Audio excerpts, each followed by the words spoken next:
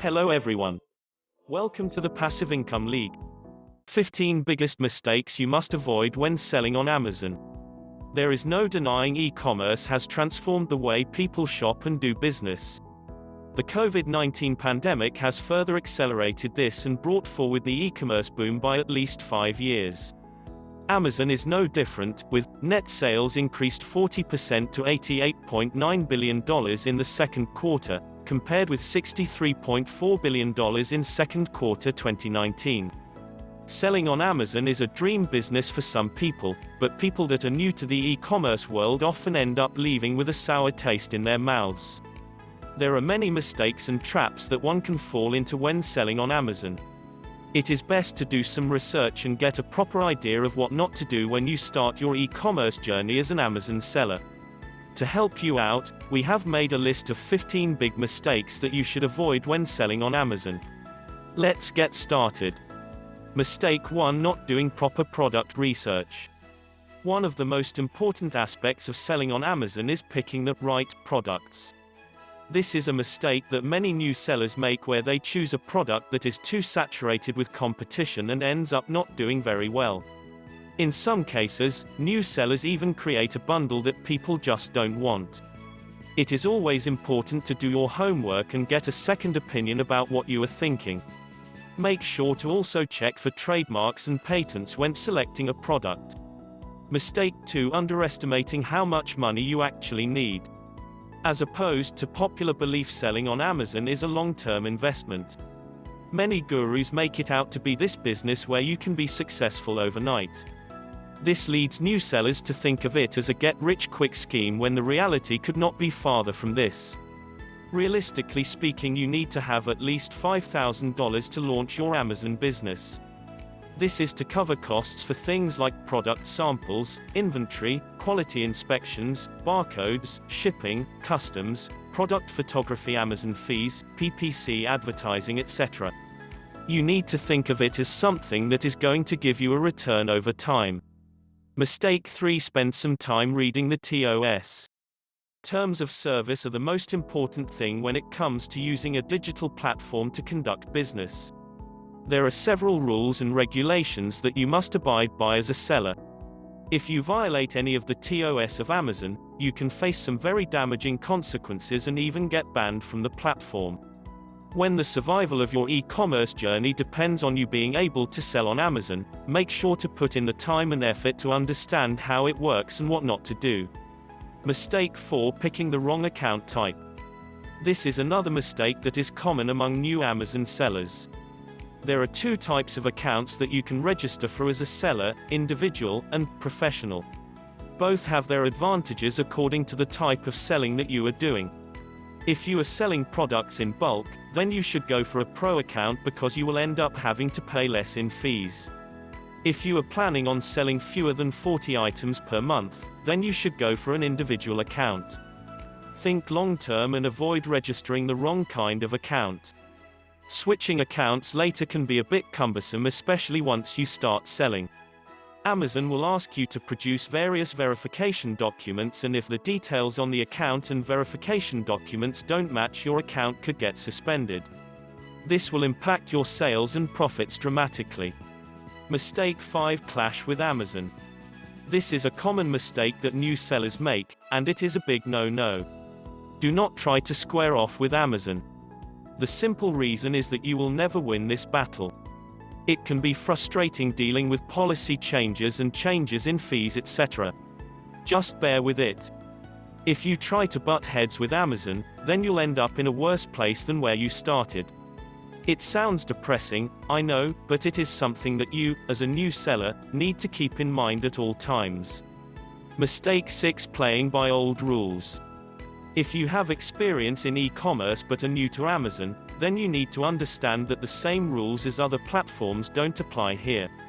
You might have been successful on, let's say, eBay by following a certain strategy, and you may be tempted to take things for granted.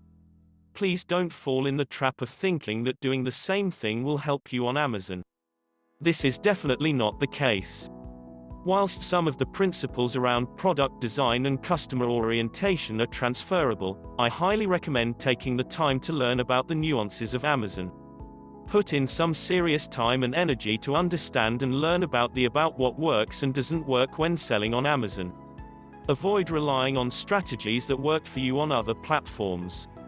Mistake 7: deciding on initial inventory quantity.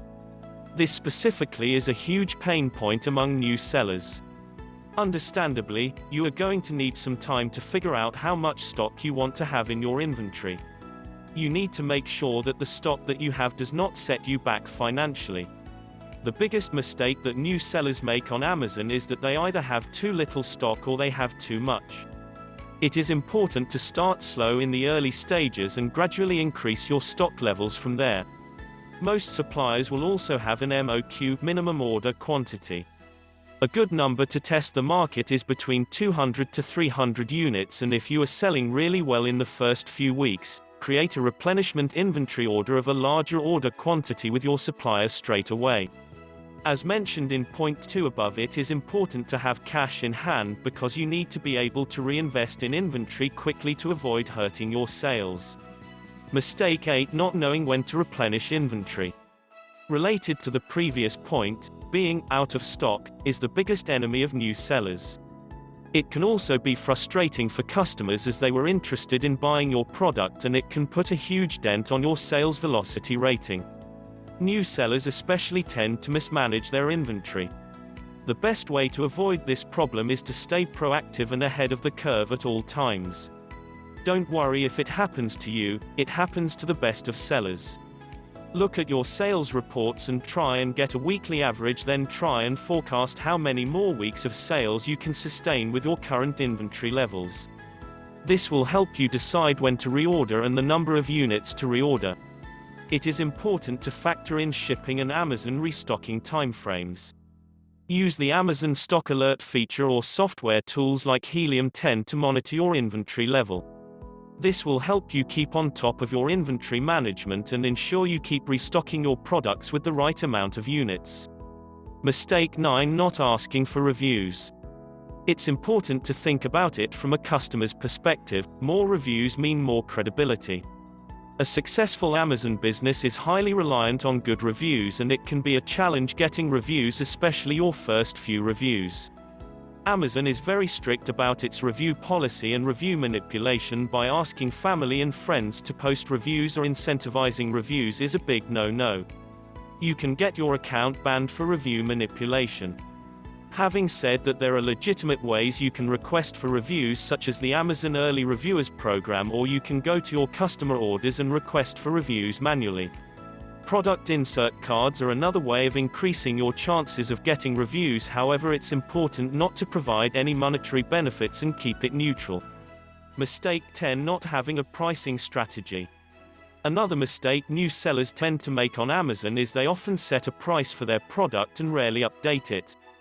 This seriously affects the visibility of your product. Whenever you update or change the price of your products, the customers get a notification. It not only increases the visibility of your product but also might push some customers over the fence into buying it. Many customers use apps like Keeper to keep themselves informed about the best deals that they can get. Changing your prices constantly can help your product rank on these apps, which means more sales. Keep an eye on your competition and manage your pricing strategy accordingly. Remember, it's about creating value for the customers and not a price war to the bottom. Mistake 11: advertising your own URL. As we mentioned earlier, TOS is vital. One big mistake that new sellers make is that they start putting the URL of their website in the product descriptions or product inserts. This is a violation of Amazon's TOS and can get you banned from Amazon. So, make sure that you don't do this. It is not worth the risk. Mistake 12: non-compliant listings. New sellers often put in promotions and coupons in their product titles. This is against the TOS and will get your account banned from Amazon. You might think that this is a good idea to drive up your sales and might be unaware that it is in violation of the TOS of Amazon. Well, now you know.